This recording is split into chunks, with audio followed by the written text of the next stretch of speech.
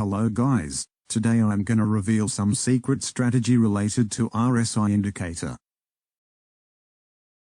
Using RSI when overbought and oversold is a completely wrong idea. See, the indicator is oversold, still price continues making new lows.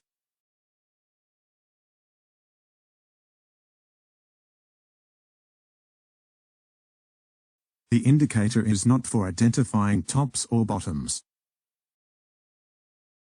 The best time to use this indicator is when market is in range, creating supply and demand zones.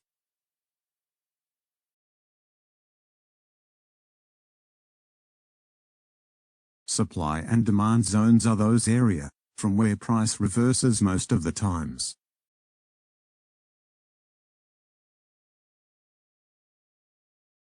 When price comes to any of these zones, take entry and put your stop loss just above the zone. Now let's use RSI with supply and demand zone. Find out at least two tests of support or resistance for considering it a supply or demand zone. Enter at the third test when RSI loses its momentum.